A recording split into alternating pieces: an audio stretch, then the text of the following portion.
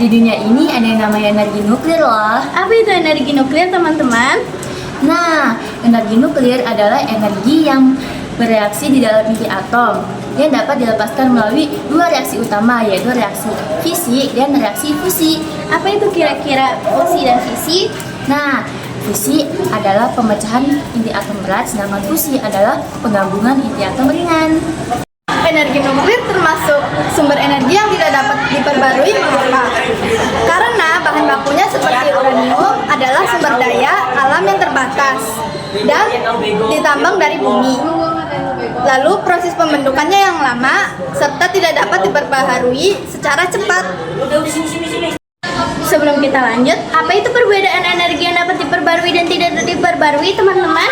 Energi yang dapat diperbarui yaitu energi dari sumber alam yang dapat diperbarui secara alami dan berkelanjutan, contoh seperti matahari, angin, dan air. Sedangkan energi yang tidak dapat diperbarui adalah energi yang terbatas dan jumlahnya membutuhkan waktu yang sangat lama dan berjuta-juta tahun, contoh seperti energi batu bara, nuklir.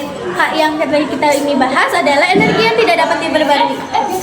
Penerapan energi nuklir dalam kehidupan sehari-hari yaitu sebagai pembangkit listrik tenaga nuklir atau yang biasa disebut dengan PLTN. Reaksi fisi di reaktor nuklir menghasilkan panas yang kemudian digunakan untuk mengubah air menjadi uap menggunakan turbin dan menghasilkan listrik.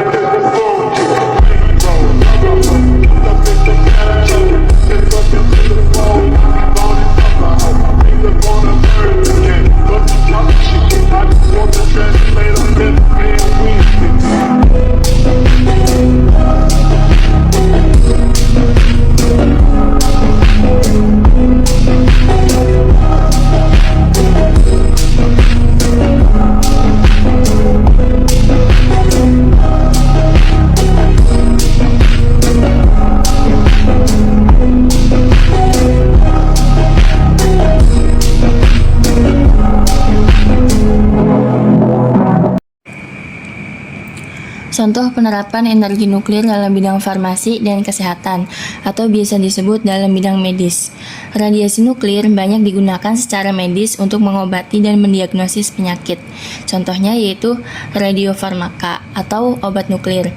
Adalah obat berbasis radioisotop yang digunakan untuk diagnosis dan terapi medis, termasuk mendeteksi tumor atau peradangan. Dalam diagnosis juga, radioaktif digunakan sebagai pelacak yang diserap oleh organ atau jaringan tertentu, mendeteksi radiasi yang dipancarkan untuk menghasilkan gambar dan informasi tentang fungsi organ. Masukkan ke dalam tubuh pasien. Teknologi ini menjadi garda terdepan dalam melawan penyakit mematikan seperti kanker.